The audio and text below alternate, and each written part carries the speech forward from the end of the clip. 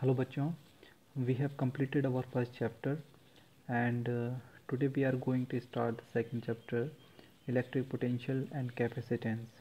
And for today's session we will discuss about the relation between electric field and potential, and the second topic is equipotential surface. So let's start the first topic, relation between electric field and potential. You are familiar with the word electric field and electric potential and the potential difference. So suppose this is a point charge plus Q which is located at point O, and this plus Q will generate a electric field around it. Okay अब इस plus Q के कारण कुछ field lines generate हो रही होंगी. Suppose करो ये फील्ड लाइंस है हमारे पास अलोंग दिस लाइन. इसी एक्सिस के अलोंग हम दो पॉइंट को कंसिडर करते हैं. एक पॉइंट B है और सेकंड पॉइंट A है. तो जो A और B पॉइंट है हमारे, वो दोनों एक दूसरे के क्लोज हैं and they are separated by a small distance dr. And the potential at point A is V and the potential at point B is V plus dB. B point पर A point से ज़्यादा potential क्यों होगा?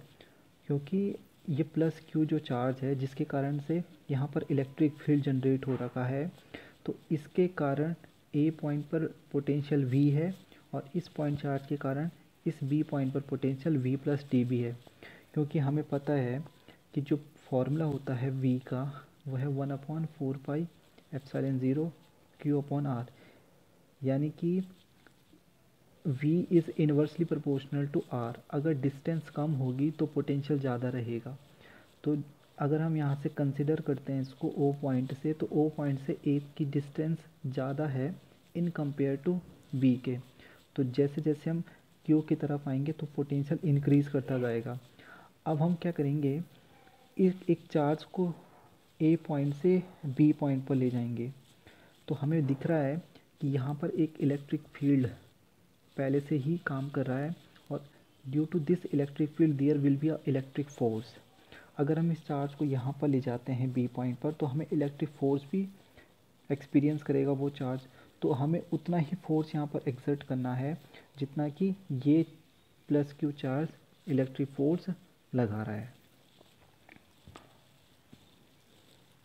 Suppose करो कि हमारे पास जो external force है, हमें कितना एक्सटर्नल फोर्स चाहिए यहाँ पर. देखो हमें यहाँ पर से चार्ज को B पॉइंट पर ले जाना है.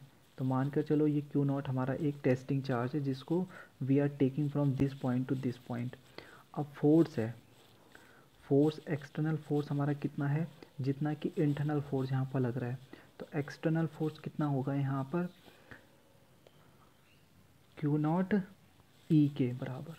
लेकिन इलेक्ट्रिक फील्ड के ऑपोजिट में, इसलिए यहाँ पर हम नेगेटिव साइन का यूज़ कर देते हैं. अब देखो इसी एक्सटर्नल फोर्स के कारण हमारे पास एक्सटर्नल वर्क कितना निकलता है.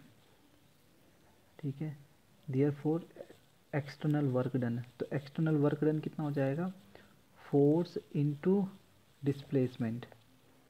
Force into displacement. तो फोर्स कितना है हमारे पास यहाँ पर, -Q0 E dr.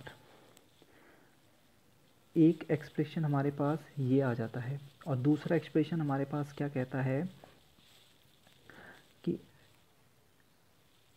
External work done, ठीक है, in carrying a unit positive charge from one point to another is equal to its potential difference. तो इसका पोटेंशियल डिफरेंस कितना हो जाएगा हमारे पास, VB माइनस VA. तो यहाँ से एक्सटर्नल वर्क डन की जो फॉर्मूला आ गया वो आया VB माइनस VA. अगर हम पोटेंशियल एट B और A की वैल्यू सब्स्टिट्यूट करते हैं तो हमारे पास आएगा V plus DB minus V, यानी कि Q0 dB. अब हमारे पास एक्सटर्नल वर्क का एक एक्सप्रेशन ये है और एक्सटर्नल एक ये है. तो दोनों को कंपेयर करेंगे अगर हम, तो हमारे पास आ जाएगा q naught d V equal to minus q naught E d are. तो क्यू नॉट से क्यू नॉट कैंसिल हो गया, हमारे पास डी वी आ गया माइनस ई डी आर, और E equal to minus d V over d are. तो यहाँ पर ये जो एक्सप्रेशन है हमारे पास, इस एक्सप्रेशन को हम कहते हैं पोटेंशियल ग्रेडियंट। देखिए पोटेंशियल ग्रेडियंट का मतलब क्या हुआ, पोटेंशियल ग्रेडियंट का मतलब क्या हमारे पास कि the rate of change of potential with respect to its distance, यानी कि जैसे जैसे हम डिस्टेंस को कम कर रहे हैं या डिस्टेंस को हम जैसे बढ़ा रहे हैं, तो इस ओवरऑल क्वांटिटी में जो चेंज आएगा वो इसका पोटेंशियल ग्रेडियंट हो जाता है। अब यहाँ पर ये एक्सप्रेशन हमें क्या शो कर रहा है, देखिए अगेंस्ट द इलेक्ट्रिक फील्ड, जैसे जैसे हम इलेक्ट्रिक फील्ड हमारा इस डायरेक्शन में अप्लाई हो रखा है और हम इस डायरेक्शन में उसके ऑपोजिट डायरेक्शन में ट्रैवल कर रहे हैं, चार्ज को ले जा रहे हैं, तो जो पोटेंशियल होगा वो इलेक्ट्रिक फील्ड के ऑपोजिट डायरेक्शन में हमेशा इंक्रीज़ करेगा, ठीक है। और अगर हम इलेक्ट्रिक फील्ड की डायरेक्शन में बात करते हैं तो हमारा पोटेंशियल डिक्रीज़ हो जाता है। E equal to minus d V over d r का मतलब हो गया कि in the direction, in the opposite direction of electric field the potential will be increase। दिख रहा है ना यहाँ पर कि हमारा पोटेंशियल क्या कर रहा है, इंक्रीज कर रहा है, और in the same direction of electric field the potential will be decreases.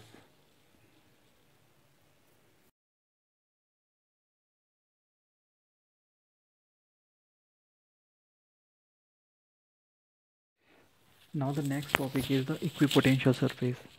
Equipotential surface means equi means equal potential, equal potential surface, ऐसी सरफेस जहाँ पर जिस जगह पर क्या हो पोटेंशियल सेम हो हर जगह। मानकर चलो हम एग्जांपल लेते हैं पॉइंट चार्ज का और एक लीनियर चार्ज का। सपोज करो this is a point charge.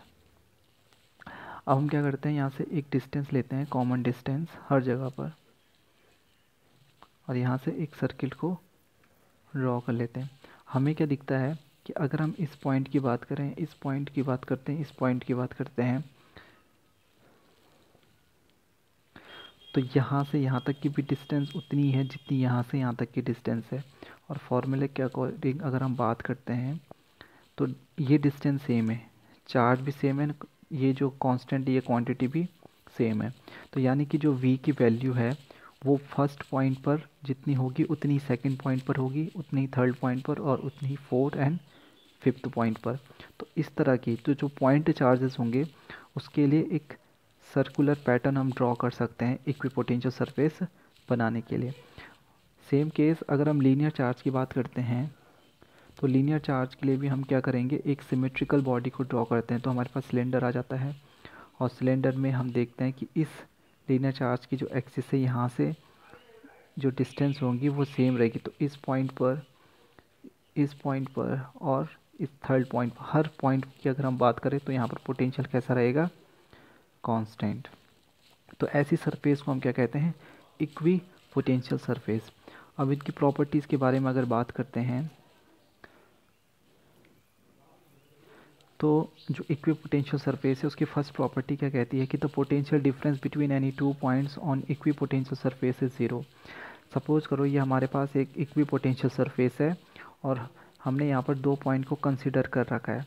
तो इन दो पॉइंट के बीच का जो पोटेंशियल डिफरेंस है, देखो पोटेंशियल डिफरेंस कब होगा, जब एक हाई पोटेंशियल पर हो दूसरा लो पोटेंशियल पर हो, ठीक है। अगर कोई भी चीज़ ट्रांसफ़र होती है तो वो एक हाई लेवल पर होना चाहिए और दूसरा लो लेवल पर, तभी जाकर वो ट्रांसफ़र हो सकता है। अगर दोनों ही सेम लेवल पर हो तो उस क्वांटिटी को ऑब्टेन नहीं किया जा सकता है। तो पोटेंशियल डिफरेंस का मतलब क्या हुआ, देखो पोटेंशियल का मतलब जनरली पोटेंशियल एनर्जी है। इसकी अगर हमें पोटेंशियल एनर्जी के बीच में एक डिफरेंस बताना है तो एक को हाई लेवल पर रहना पड़ेगा और दूसरे को उससे कम लेवल पर, तभी जाकर एक डिफरेंस क्रिएट हो सकता है। लेकिन ये इक्विपोटेंशियल सरफेस अभी हमने पढ़ा कि इक्विपोटेंशियल सरफेस एक ऐसी सरफेस होती है जहाँ पर हर मतलब उस सरफेस के ऊपर जितने भी पॉइंट्स हम लोकेट करें वहाँ पर हर जगह पर पोटेंशियल कैसा रहने वाला है, सेम। तो अगर ए की बात करें तो ए पर जितना पोटेंशियल होगा उतना ही बी पर होगा, तो इसीलिए इनका जो पोटेंशियल डिफरेंस है वो ज़ीरो हो जाएगा। तो ये तो फर्स्ट प्रॉपर्टी है। सेकंड प्रॉपर्टी इसकी काफ़ी इंपॉर्टेंट है। ये कहता है कि no work is done by electric force in moving a charge on equipotential surface. अगर हम इक्विपोटेंशियल सरफेस मानकर चलो, ये हमारी इक्विपोटेंशियल सरफेस है और इस इक्विपोटेंशियल सरफेस पर हम दो पॉइंट को लोकेट करते हैं, ए और बी को, और इन दोनों के बीच का सेपरेशन कितना है, डी आर। अगर मैं किसी चार्ज को इसके ऊपर मूव करवाता हूँ, ठीक है, तो वो क्या कह रहा है कि वर्क डन बिल्कुल भी काउंट नहीं होगा अगर हम इसके ऊपर मूव करवाते हैं। देखो हमारे पास जो एक्सप्रेशन है वो क्या कहता है कि the work done by the external agent, इसको हम मूव करवा रहे हैं ना, तो एक्सटर्नल एजेंट होगा। The work done by the external agent in moving a charge from one point to another, ये इसके पोटेंशियल डिफरेंस के बराबर होता है। लेकिन हमें पता है कि यहाँ पर जो पोटेंशियल डिफरेंस है वो कितना है, ज़ीरो। तो इट मीन्स यहाँ पर एक्सटर्नल वर्क कितना हो गया, ज़ीरो। अब एक्सटर्नल वर्क की अगर हम बात करते हैं तो जो इलेक्ट्रिक फोर्स यहाँ पर वर्क करेगा, इलेक्ट्रिक फोर्स यानी कि जो चार्ज होगा, तो चार्ज के कारण जो इलेक्ट्रिक फोर्स जनरेट होगा वो इसके एक्सटर्नल वर्क के बराबर होता है। तो एक्सटर्नल वर्क तो हमारा ज़ीरो है, तो जो इलेक्ट्रिक फोर्स का वर्क आ गया हमारे पास वो कितना आ गया है यहाँ पर, ज़ीरो। अब थोड़ा सा इसको एक और दूसरे एग्जांपल से अगर हम समझें तो ये हमारे पास एक पॉइंट चार्ज है, ठीक है। इस पॉइंट चार्ज का ये फील्ड जनरेट हो रखा है जैसे हमने इक्विपोटेंशियल सरफेस ड्रॉ कर रखी है। अब इससे जो फील्ड लाइंस निकलेंगी वो सब कैसे होंगी, इस तरह से।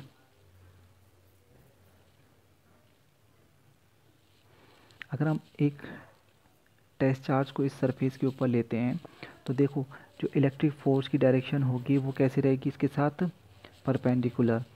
और ये जो चार्ज जब मूव करेगा तो ये टेंजेंशियली करेगा, तो यहाँ पर भी 90 डिग्री बन गया।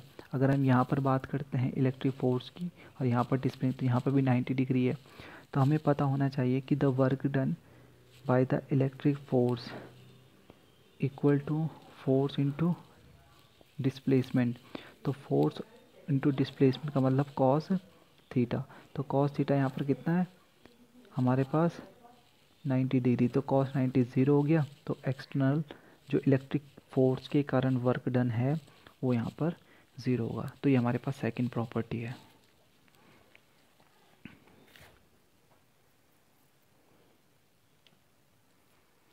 इसके बाद इसकी थर्ड प्रॉपर्टी आती है कि the direction of electric field is always perpendicular to the equipotential surface.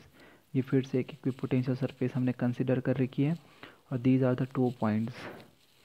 And अभी हमने पोटेंशियल ग्रेडियंट वाला रिलेशन निकाला था जिसमें d V equal to minus E dot D r के बराबर होता है। अब ये क्या बोल रहा है कि electric field is always perpendicular to equipotential surface. देखो डी वी क्या है, change in potential. Change in potential कितना हो जाएगा हमारे पास, ज़ीरो। तो zero equal to E dot D R. तो ये क्वांटिटी ज़ीरो के बराबर कब हो सकती है, यानी कि इसको हम कैसे अगर ब्रेक करते हैं ई डी आर कॉस थीटा से, तो इलेक्ट्रिक फील्ड ज़ीरो तो होगा नहीं, डिस्प्लेसमेंट भी यहाँ पर कोई ज़ीरो है नहीं, कॉस थीटा की ही वैल्यू ऐसी कुछ होगी जो यहाँ पर इसको क्या बना दे, ज़ीरो।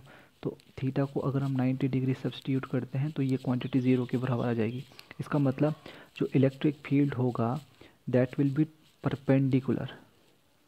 ये कैसे रहने वाला है, यहाँ पर इस सरफेस के साथ 90 डिग्री पर रहने वाला है। इसकी फोर्थ प्रॉपर्टी आती है कि no two equipotential surfaces can never intersect each other. देखो ये जो इक्विपोटेंशियल सरफेस वाला ये प्रॉपर्टी है हमने इलेक्ट्रिक फील्ड लाइंस की प्रॉपर्टीज़ में भी डिस्कस किया था कि no two electric field lines can never intersect each other, कभी नहीं एक दूसरे को कट करेंगे, क्योंकि अगर वो कभी कट करती हैं, मानकर चलो ये हमारे पास एक इक्विपोटेंशियल सरफेस है और ये दूसरी इक्विपोटेंशियल सरफेस। अभी हमने इस प्रॉपर्टी में पढ़ा, इसकी थर्ड प्रॉपर्टी में, कि electric field is always perpendicular to equipotential surface. तो फर्स्ट सरफेस के कारण इलेक्ट्रिक फील्ड लाइंस इस डायरेक्शन में होगा परपेंडिकुलर, सेकंड के कारण इस डायरेक्शन में होगा। तो यहाँ पर क्या है कि हमारे पास दो इलेक्ट्रिक फील्ड बन रहे हैं, और ऐसा कभी भी पॉसिबल नहीं है। तो ये प्रॉपर्टी क्या है यहाँ पर, यही बता रही है हमें कि कभी भी अगर इसका रीज़न आता है कि ऐसा क्यों नहीं होता, हम क्या बोलेंगे यहाँ पर कि अगर कभी ऐसा होता है तो वहाँ पर दो डायरेक्शन आ जाएंगी, और विच इज़ नॉट पॉसिबल। देखो क्वेश्चन कभी कभी आ जाता है कि sketch the equipotential surface for an electric dipole. तो ये हमारे पास इलेक्ट्रिक डाइपोल है, अगर हम इसके लिए इलेक्ट्रिक फील्ड लाइंस बनाते हैं तो किस तरह से होंगी ड्रॉ, ऐसे।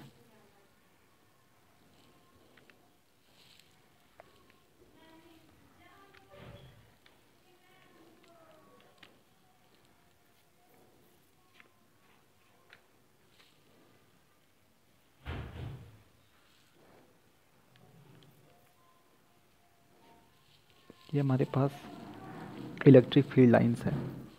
हमें इसके लिए इक्विपोटेंशियल सरफेस बनानी है, तो हमें पता होना चाहिए कि जो इक्विपोटेंशियल सरफेस है उस पर इलेक्ट्रिक फील्ड लाइंस हमेशा कैसे होती है, 90 डिग्री पर। तो एक सरफेस अगर मैं ऐसे ड्रॉ करूं तो ये इक्विपोटेंशियल सरफेस आ गई। ये कर्व बना रहा है, तो कर्व के केस में हम कैसे ले सकते हैं इक्विपोटेंशियल सरफेस, इस तरह से।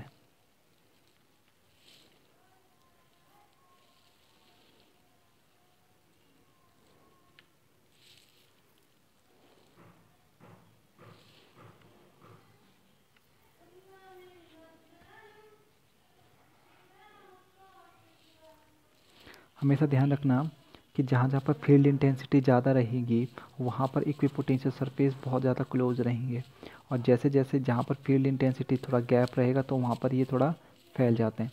तो इलेक्ट्रिक डायपोल के लिए जो हमारा इक्विपोटेंशियल सरफेस है वो कुछ इस तरह से ड्रॉ होगा।